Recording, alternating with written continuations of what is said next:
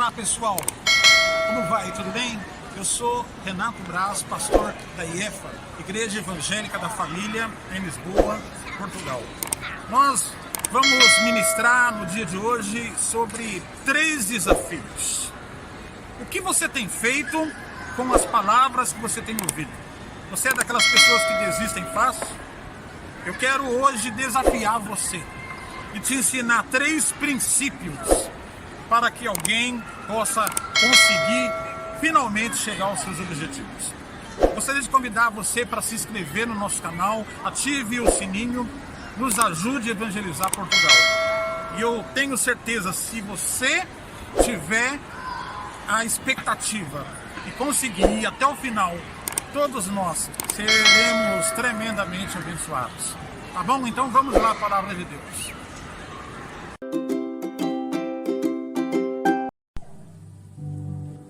Vamos à palavra de Deus.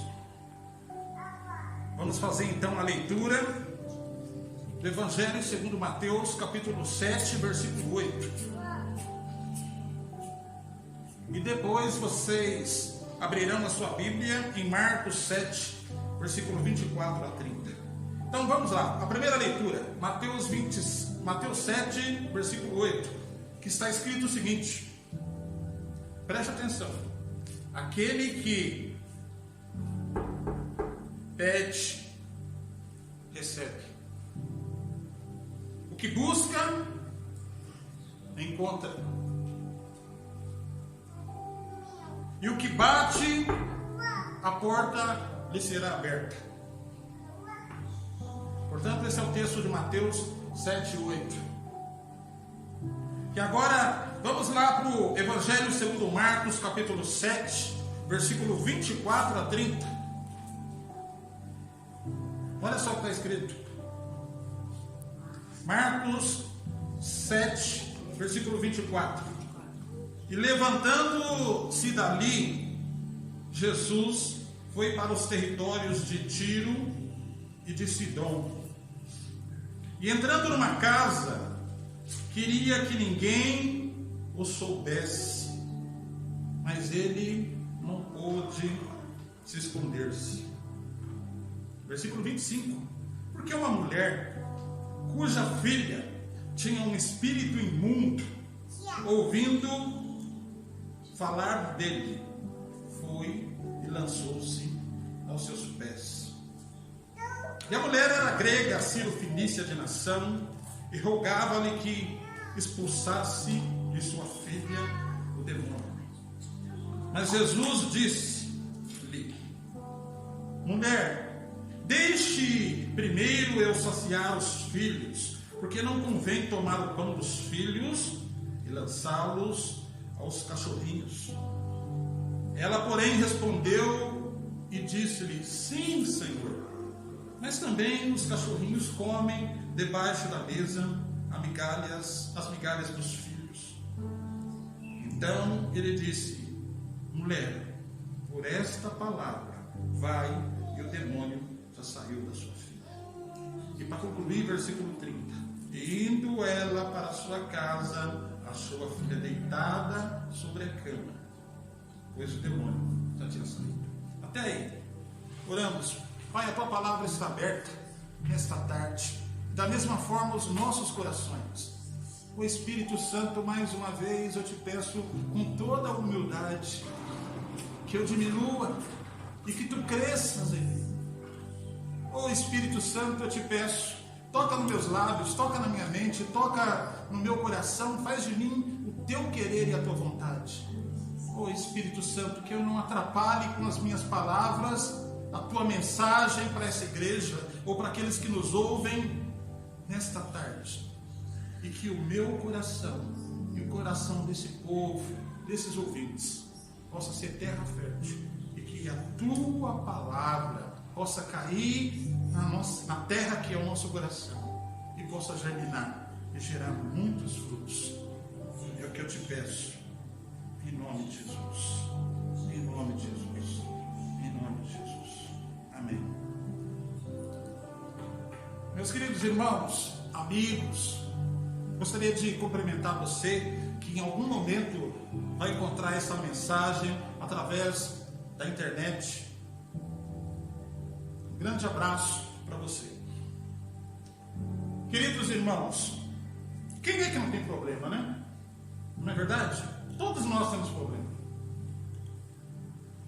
Alguns têm problema em casa, alguns têm problemas pessoais, outros não têm problemas pessoais, mas têm seríssimos problemas financeiros, dificuldade nas suas finanças. Outros não têm problema de dinheiro nem pessoal, até levam uma vida tranquila, mas aí de repente o problema e o desafio está na saúde, no corpo, nesse corpo físico que nós temos. Às vezes outros têm problemas de foro íntimo, né, que muitas vezes não pode ser exposto, só Deus sabe. Portanto, problemas todos nós temos. E talvez o desafio desta tarde, e eu quero chamar a sua atenção, e a palavra de Deus hoje vai nos exortar, o que é que eu e você podemos fazer para mudar esse problema, essa situação. Cada um aqui certamente tem a sua. E portanto, eu quero, com base nessa passagem de Marcos 7, do versículo 14, ou melhor, de 24 a 30, junto com vocês, analisar e extrair preciosas lições que eu e você podemos aplicar na nossa vida, na nossa casa, na nossa família, diante dos desafios que nos cercam. Mas eu preciso que você tenha uma convicção ao sair daqui no final dessa tarde, que quando você se preparava para vir aqui, e não para ouvir a palavra de um homem, eu sou humano igual você, eu não posso fazer nada pela sua vida, mas quando você veio aqui, e lembra da oração que a pastora fez de introdução? O que Jesus disse? E não é minha palavra, foi ele que disse: aonde estiver 2 ou 3 reunidos em meu nome, eu estarei presente. São as palavras de Jesus. E portanto, antes de você pensar em sair da sua casa para vir aonde Jesus está presente, eu tenho uma palavra de esperança para você. Ele já sabia que você estava vindo. Ele já sabia que você estava chegando. Ele viu os desafios que você enfrentou essa semana para chegar a esse tempo, a esse momento de passar alguns minutos e algumas horas comigo. Portanto, vamos lá a esse texto bíblico, vamos estudar. Jesus, segundo o texto que nós lemos, e seus discípulos estão de passagem pelas cidades de Tiro e Sidom, território de povos gentios. Logo a seguir eles vão para Decápolis, uma cidade vizinha, que eles vão visitar, e ali também vai acontecer um milagre, a cura de um surdo de nascença. É preciso que você entenda quem eram os gentios segundo a Bíblia. Os gentios, meus queridos, eram povos que não faziam parte da aliança de Deus com Abraão. Sabe, samaritanos, todos os povos vizinhos ali de Israel eram considerados gentios. Eram povos que normalmente tinham outra religião, serviam um outro Deus, tinham costumes e uma cultura diferente. E portanto, para os judeus, esse povo era considerado como impuros. Sabe, havia, e ninguém é perfeito no mundo antigo, havia muito preconceito dos judeus com seus vizinhos de fronteira, que eram considerados impuros. E havia então uma rivalidade dos judeus com seus vizinhos. E é verdade que existe até hoje, né? Tem lá o muro que divide a faixa de Gaza. E naquele tempo não era diferente. Havia então um preconceito ou uma discriminação do povo judeu com os seus vizinhos de fronteira, e portanto, pensa aqui para você tentar entender uma rivalidade de alguém se referir ao vizinho de fronteira, ao estado estrangeiro ao lado, de uma forma meio preconceituosa. É isso que acontecia. E portanto, os judeus naquele tempo se referiam aos gentios como os cachorrinhos. Ou seja, uma palavra de rivalidade, uma palavra para magoar, externando todo o preconceito judeu. Trazendo isso para a realidade de hoje, nós que moramos lá na América do Sul, ou que crescemos, ou nascemos na América do Sul, nós temos uma rivalidade com o povo argentino.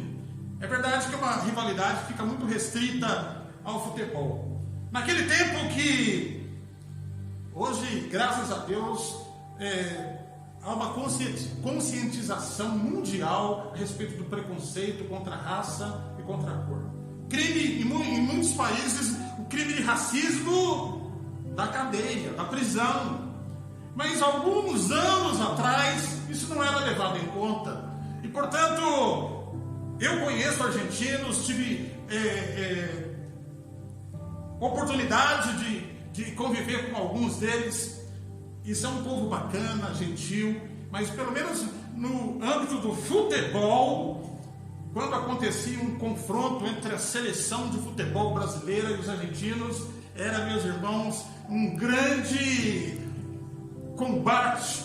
E, portanto, para provocar os brasileiros, os argentinos, naquele tempo, que o racismo não era fiscalizado, eles se referiam aos brasileiros como os macaquitos, né? Porque há uma miscigenação, uma mistura de raças do Brasil, de negros, brancos, índios, e portanto havia todo um preconceito dos argentinos conosco quando se referiam a nós dessa forma. E portanto, falar isso para um brasileiro, ele ficava muito zangado.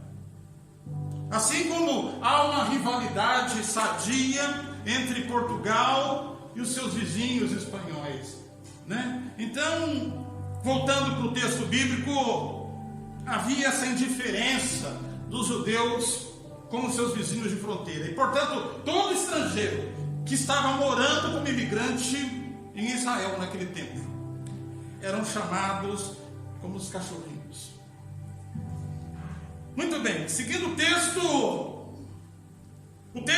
então em si narra a história de uma mulher cananeia que tinha um problema em casa. Repita comigo, ela tinha um problema em casa. E não era um problema comum, não era um problema qualquer, não era um problema que um psicólogo poderia resolver, não era um problema que um psiquiatra poderia resolver, não era um problema que a melhor junta médica de Israel pudesse resolver. Irmãos, ela tinha um problema seríssimo, um problema que muitas vezes aflige as famílias e as casas no tempo de hoje presente que nós estamos vivendo. E olha só o problema que ela tinha. Segundo o texto bíblico, às vezes um espírito imundo da parte de Satanás descia sobre a filha dessa mulher, uma jovem, uma adolescente. A Bíblia não dá detalhes da idade da jovem, mas o texto é claro. A menina ficava possessa e completamente endemoniada em casa. Sabe, eu imagino uma cena terrível. Eu imagino a cena de alguém tentando agredir os pais, tentando se autoflagelar, alguém com ideias de suicídio, alguém tentando se atirar dos montes, alguém que quebrava e partia tudo. E portanto, a jovem estava endemoniada. Talvez alguém pode dizer: pastor, mas será que não era uma doença? Será que não era uma loucura que precisava de tratamento médico? Mas a Bíblia é clara. que não era um problema espiritual. E talvez alguém pode dizer, mas pastor, será que vocês não estão demonizando demais um problema, muitas vezes psicológico ou psiquiátrico? Deixa eu fazer uma distinção. Problemas psicológicos e psiquiátricos existem, mas a Bíblia é clara. A menina está no processo. E deixa eu te dizer uma coisa. Há problemas, muitas vezes, que não há médico, não há psicólogo e não há profissional que pode resolver. Você tem que ter em mente isso.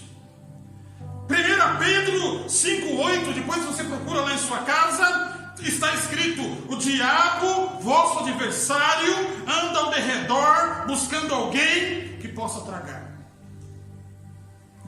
Tiago 4, versículo 7, está escrito: resisti ao diabo e ele fugirá de vós. João capítulo 3, versículo 8, essas são a obra de Jesus. Para isso Jesus, o Filho de Deus, se revelou, para destruir as obras de Satanás. Portanto, a Bíblia nos ensina, meus queridos irmãos, que há uma força espiritual vinda de Satanás, capaz de entrar numa casa, numa família e causar um rebuliço. Há certos tipos de crises e de problemas e situações que só Jesus pode resolver. Não há junta médica, não há profissional, não há ninguém que possa resolver senão Jesus. Existem certos tipos de problema que muitas vezes não podem ser cultivados.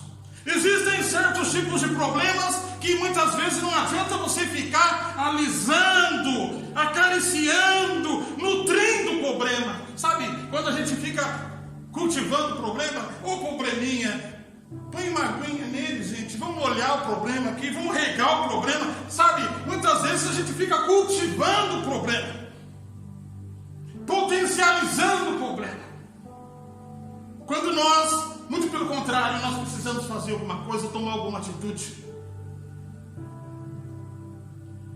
Essa mulher tinha um problema em casa. Talvez ela poderia ficar chorando, acariciando a filha, talvez falando: filhinha, fique calma, logo logo isso vai passar. Mas provavelmente essa situação ocorria há muito tempo e não resolvia. E muitas vezes, quando eu e você temos um problema, nós ficamos potencializando o problema, chorando pelo problema. Às vezes eu estou falando com pessoas aqui que estão chorando por causa do problema. Ah, pastor, talvez chorando resolve. Oh, pastor, você não sabe quanto tempo eu tenho chorado por essa causa, por essa situação na minha vida. Eu tenho chorado muito, pastor. E posso falar uma coisa?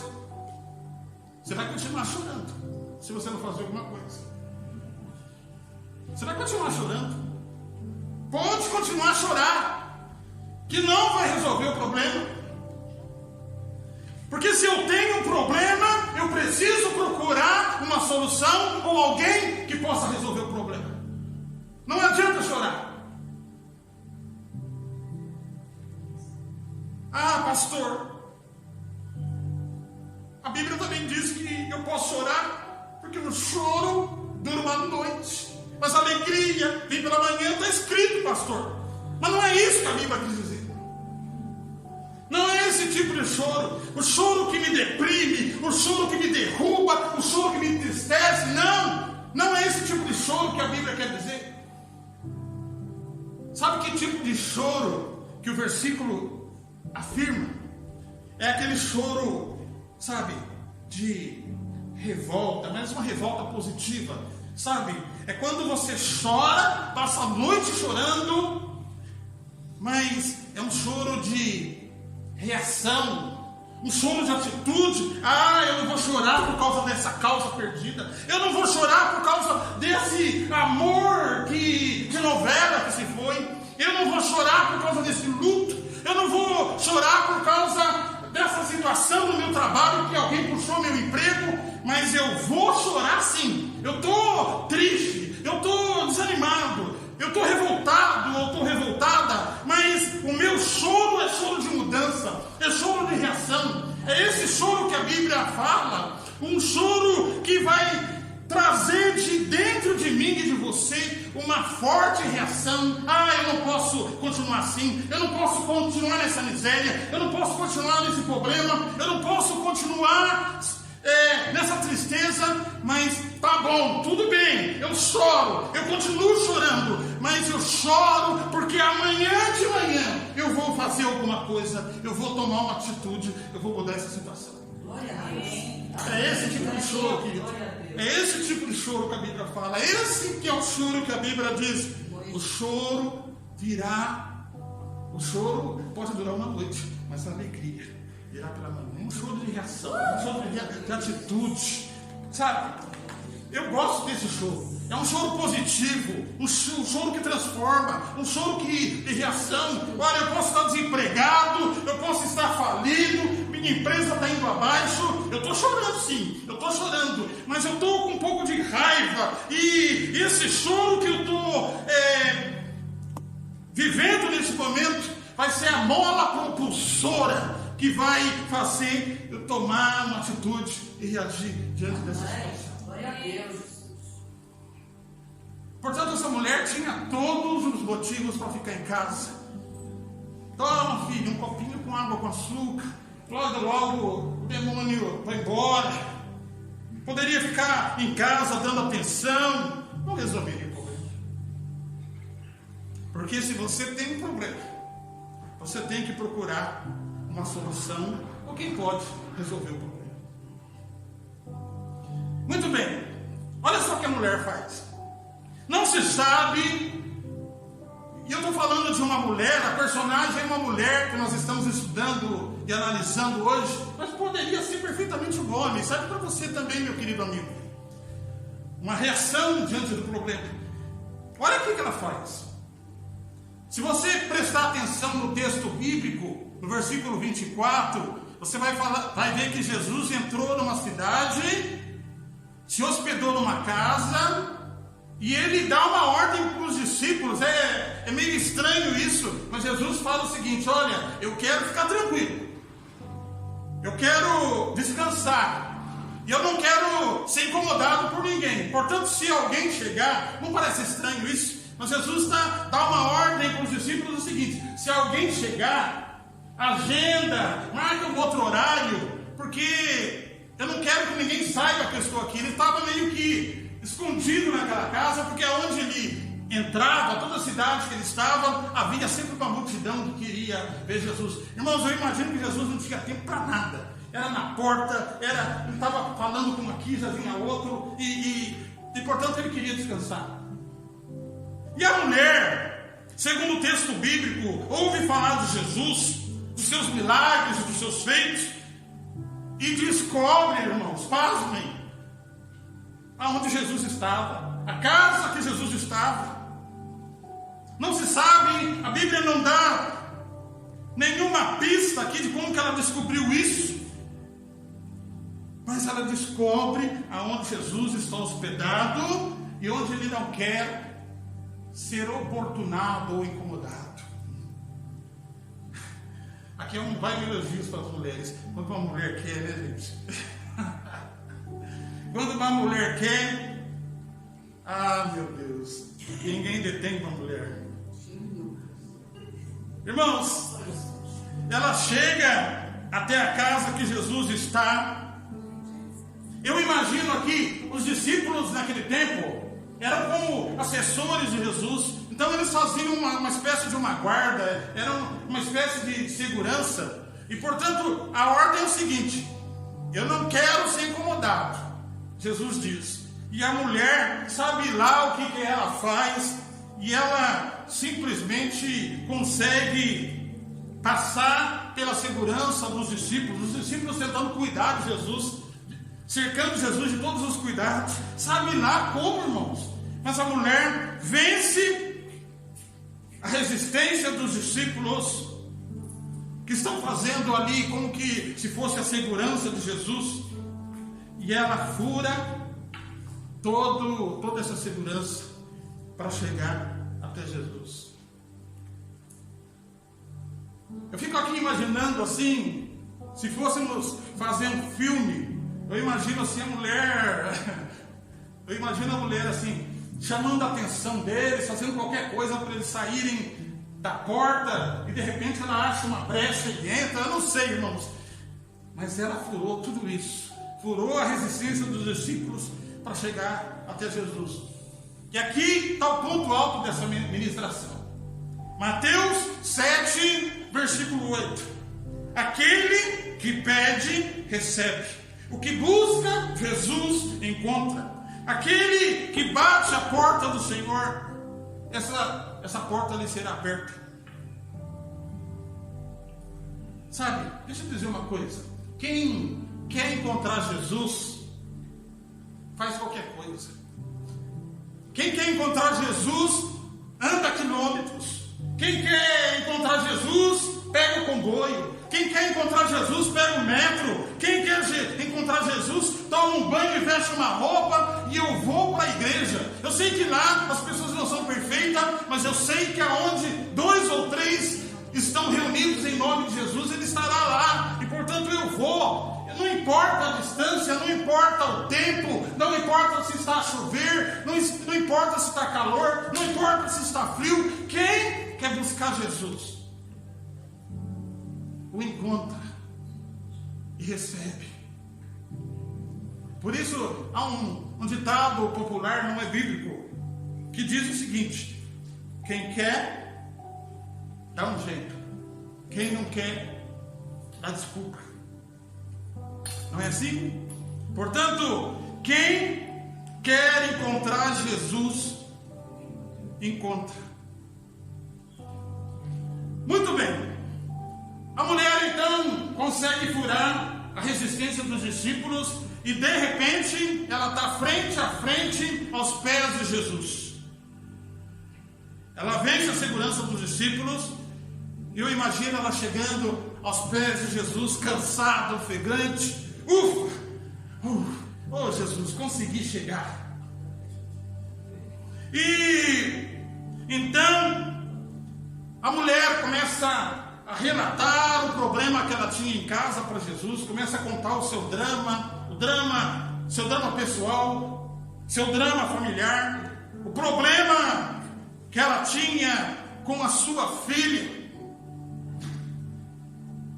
E quando ela está esperando uma palavra de esperança de Jesus a respeito da sua filha, Jesus responde de uma forma surpreendente. Coloque lá, versículo 27. Olha aqui que Jesus responde para ela.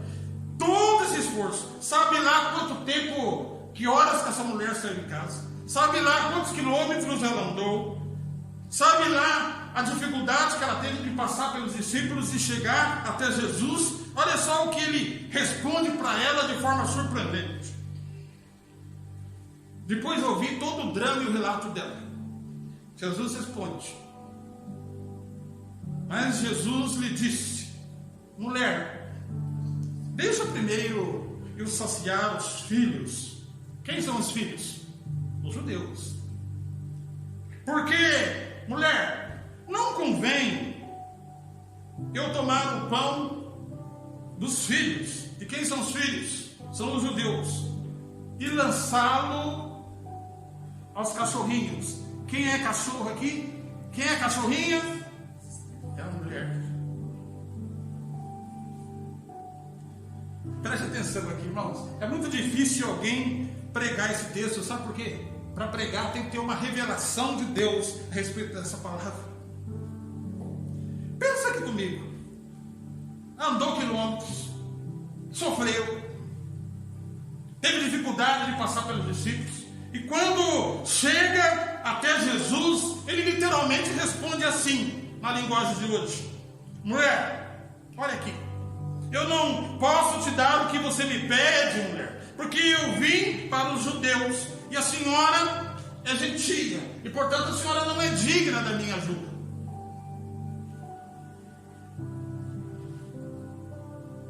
O que você faria? O que você faria? Qual seria a sua atitude? Você está diante de um médico, por exemplo, trazendo para a realidade de hoje, revelando o seu mal, a sua necessidade, o seu desafio, e ele simplesmente falar para você: olha, lamento muito, mas eu não posso te ajudar. Sabe por quê? Porque você é de uma outra nacionalidade ou de uma outra nação, e eu só posso trabalhar pelos cidadãos nacionais. É mais ou menos isso. O que é que você faria? Qual seria a sua atitude? Não era isso que essa mulher estava esperando de Jesus, meus irmãos. Sabe, o que ela provavelmente esperava era aquilo que Jesus disse ao cego de Jericó. O cego passou a clamar: Jesus, filho de Davi, tem misericórdia de mim. Jesus se aproximou do cego e falou: o que você quer? Eu quero ver, Jesus. E Jesus falou: então veja. Aquele homem ficou curado instantaneamente. Há muitas histórias aqui na Bíblia que Jesus, com apenas um toque e uma palavra, ele curou alguém. E portanto ele vira para essa mulher e diz que não pode neste momento fazer nada, porque ela não é digna da sua ajuda. Não era isso que ela esperava ouvir de Jesus. Jesus aqui parece que está sendo muito duro com essa mulher, meus irmãos, porque parece que ele está assumindo o preconceito dos judeus contra os gentios. Será que você acha que ela não sofreu com essa resposta? É muito provável que ela engoliu o choro e a decepção. E se fosse tu, meu querido irmão, que fosse em busca de ajuda e não fosse atendido, e ainda está com a sua nacionalidade e a sua cor de forma preconceituosa. Mas deixa eu te dizer uma coisa, meu querido, você vai ver que essa história vai terminar de uma forma também surpreendente. Saiba de uma coisa: Deus, escreva isso, aponte isso, não nos dá uma dificuldade maior do que eu e você podemos suportar. Tenha em mente isso. Está sofrendo, está doendo, está difícil a sua vida, a sua realidade nessa causa, nesse problema que parece impossível. Deus não te dá uma dificuldade que você não possa suportar. Suporte, tenha persistência. Jesus tem aqui uma revelação nessa palavra. Jesus é onisciente, onipresente e onipotente. Já viu falar sobre isso? Ele tudo vê, tudo sabe, tudo conhece. Ele está presente em todo o tempo, no passado, no presente e no futuro. Onipresente e onipotente. Ele é filho de Deus. Ele tem os atributos do Pai, a onisciência. Ele tem todo o poder no céu e na terra. E portanto, há uma revelação aqui. Quando essa mulher saiu de sua casa para vir até ele, para vencer a resistência dos discípulos, ele já sabia que ela vinha. Ele já conhecia o problema dela. Ele já sabia que ela viria até ele. Ele já conhecia o coração e a personalidade dessa mulher. Sabe? Ele sabia que não era uma Maria mole, não era uma Maria vai com as outras, não era aquele tipo de mulher que ao ouvir qualquer palavra já desiste fácil e vira as costas e vai embora. Mas ela na realidade era, sabe aquela mulher, aquele homem persistente, que quando tem um objetivo, quando luta por uma causa, luta com garra, com atitude, Sabe, esse é um espírito natural das pessoas vencedoras que conseguem chegar aos seus objetivos. Sabe, era uma pessoa capaz de lidar com a palavra negativa. E a pergunta que eu quero fazer para você ao sair daqui nessa tarde é: o que você tem feito com as palavras negativas que você tem ouvido? Sabe por quê, meus queridos? Porque muitas vezes eu e você, para vencer algumas coisas nessa vida, sejam espirituais, sejam financeiras, sejam de qualquer natureza, nós precisamos aprender a lidar com as palavras e com as situações negativas.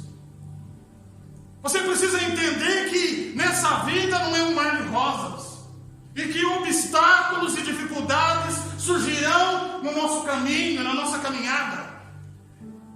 E o desafio é o que eu e você estamos fazendo, ou vamos fazer, com as palavras que nós temos ouvido. Sabe? Discriminação, desaforo. Eu não posso fazer, eu não posso atender. Sabe? Você vai num serviço público e governamental, de repente encontra uma pessoa do lado de lá que poderia fazer tudo por você. Mas a pessoa diz que não pode. Irmãos, obstáculos e desafios estão diante de nós todos os dias. A palavra negativa. Mas a pergunta é: o que eu e você temos feito com esses obstáculos que surgem na nossa caminhada? Sabe, Jesus já conhecia essa mulher. Ele já sabia que poderia experimentar essa mulher. Ele sabia que era uma mulher determinada, era uma mulher que sabia o que queria. Jesus então está desafiando aqui, porque na realidade Jesus quer saber com qual espírito essa mulher vem. E ao mesmo tempo ele quer dar um testemunho para os seus discípulos que estão acompanhando aquela cena e o cenário. Jesus aqui, na realidade, está dando uma lição para os seus discípulos. De repente eles estão imaginando: uau, nós não poderíamos imaginar que o mestre poderia falar isso. Mas Jesus está provando a mulher, porque sabe com qual espírito ela vem. Irmãos, vamos ser sinceros. Uma palavra dessa mandaria muita gente de volta para casa. Mas essa mulher dá um exemplo de resistência ao ser confrontada com Jesus. Ela sabia o que queria. E olha, portanto, a humildade dessa mulher, mesmo confrontada por Jesus. Versículo 28. Olha só o que ela diz. Jesus fala: olha, eu não posso te atender porque eu vim para os judeus e a senhora é gentia. A senhora não é digna da minha ajuda. Ela, porém, respondeu e disse: sim, Senhor. Mas também os cachorrinhos comem debaixo da mesa a migalha dos filhos. Sabe o que ela quis dizer aqui, trazendo para a realidade de hoje? Olha a humildade. Olha quando alguém sabe o que quer. Olha quando alguém sai de casa determinado ou determinado. Ela literalmente está falando o seguinte: Mestre, Jesus, olha aqui, eu reconheço quem eu sou, eu sei que sou gentia e não mereço, está tudo certinho, Senhor, mas baseado numa frase que o Senhor disse aí, eu vim buscar hoje a minha migalha, a minha porção, mesmo que seja pequena, mesmo que seja debaixo da mesa, porque eu tenho tanta fé que essa migalha é minha bênção, que ela para mim, por si só, já é suficiente. Ou seja, em outras palavras, ela está querendo dizer o seguinte: Senhor, olha, o que eu quero é muito maior. Em outras palavras, ela está querendo dizer o seguinte: Senhor, eu vim buscar a solução para o meu problema, e eu tenho a fé e a certeza que a solução está com o Senhor. E portanto, Senhor Jesus, dê-me a minha migalha aí, dê a minha bênção e me despeça. E aí sim o Senhor pode descansar em paz. Olha a humildade dela. Por isso tem um versículo na Bíblia que diz que Deus não desprezará um coração contrito. Ela surpreendeu Jesus com essa fé inabalável. Sabe, é uma fé tamanha que a migalhinha que está debaixo da mesa já é suficiente para ela. Olha a fé dessa mulher, gente. Agora os discípulos também estão assustados. E olha como Jesus se dirige a ela depois dessa palavra. Ele diz o seguinte, versículo 29.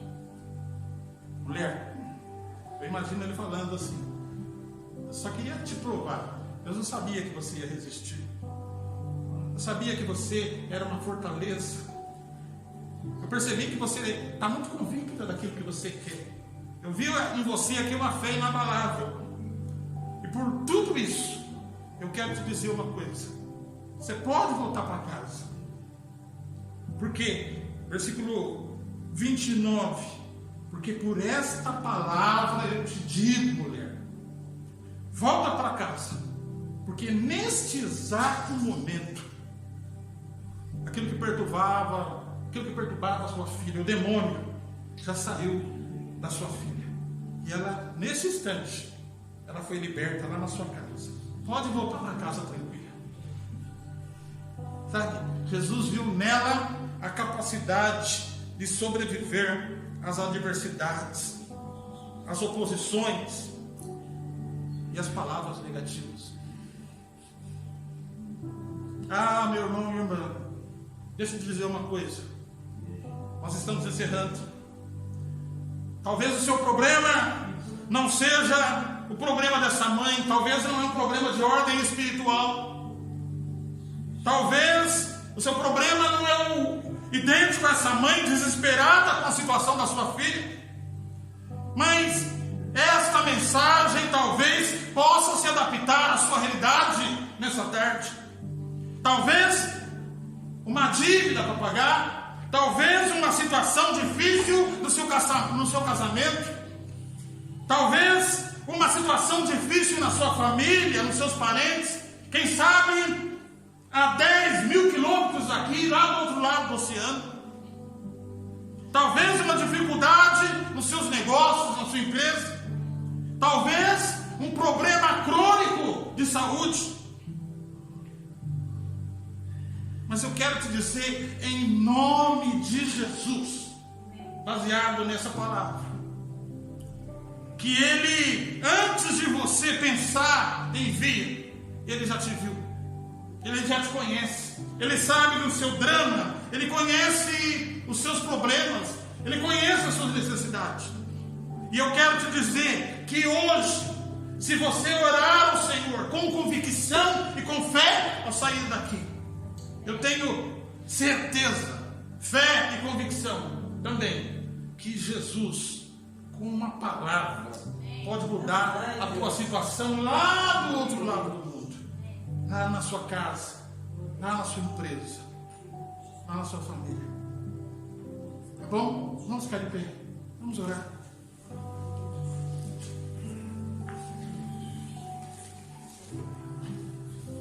Pai, muito obrigado pela sua santa e bendita palavra. Senhor, eu sou humano, talvez eu não tenha onisciência, Senhor, para saber os problemas que afligem esse povo, essas pessoas que estão sendo alcançadas pela internet, em qualquer tempo que eu ouvir essa ministração. Mas eu tenho fé suficiente para acreditar, Senhor, que basta uma palavra tua. E o Senhor pode atravessar os oceanos, ir num outro continente, numa outra terra e num outro país. Ou talvez aqui mesmo, a 20, 30 quilômetros de nós. Senhor, ir na nossa casa, ir no nosso ambiente de trabalho, ir no nosso ambiente universitário e fazer, Senhor, as coisas acontecerem. Eu tenho a convicção disso. Por isso é hora de você orar, meu querido, minha querida. Eu não tenho condições de entrar na sua mente para saber as suas necessidades. Mas o Senhor está aqui. E se você orar com fé e com confiança, você pode ter certeza, Ele vai com você para sua casa. Ele vai com você nessa semana, por onde você andar. Jesus conhece a sua dor. Jesus conhece as suas necessidades. Ele sabe a luta que você está passando, que você está enfrentando. Ele conhece os seus problemas familiares, os seus desafios, quem sabe numa outra terra, numa outra cidade. E Ele pode, neste momento, nesta hora, ir até lá e trabalhar pela tua causa. Pai, eu oro neste momento por pessoas que encontraram essa ministração através da internet. Pessoas que têm algum ente querido, ou a própria pessoa que está enfrentando um momento de depressão e de angústia. Pessoas que estão neste momento enfrentando ou passando por ideias de suicídio. Pessoas que estão pensando em desistir. Eu oro e repreendo esse espírito de morte. Em nome de Jesus. Satanás, tu não tem autoridade sobre essa casa, sobre essa vida. Em nome de Jesus, está quebrado toda maldição, toda retaliação do inimigo contra a sua vida, em nome de Jesus. Em nome de Jesus. Em nome de Jesus. Todo espírito de dor, todo espírito de enfermidade, sai agora pelo nome de Jesus. Em nome de Jesus. Em nome de Jesus. Em nome de Jesus. Agora é hora de você orar pela sua vida. Continue orando. Agora ore pela sua causa, pelo seu problema pessoal. Não saia daqui sem fazer isso. Ore pela sua necessidade neste momento. Ore. Busque. Clame. Bate na porta. Bate no coração de Jesus, fala, abra, Senhor. Olha para a minha causa, olha para a minha vida, olha para as minhas necessidades. Faça isso, em nome de Jesus. Muito obrigado, Senhor, por este culto. Nós estamos deixando esse ambiente. Eu te peço, vai conosco, Senhor, para a nossa casa, para a nossa semana, que seja uma semana diferente. Eu sei que cada um aqui tem a sua necessidade. Alguns precisam de uma casa, alguns precisam de um trabalho, alguns têm visita ao médico essa semana. Vai com eles, Senhor. Não nos deixe desamparados essa semana. Senhor, vem conosco para a nossa casa. Vem conosco, Pai. É o que nós te pedimos. Em nome de Jesus. Em nome de Jesus. Em nome de Jesus. Podem se sentar.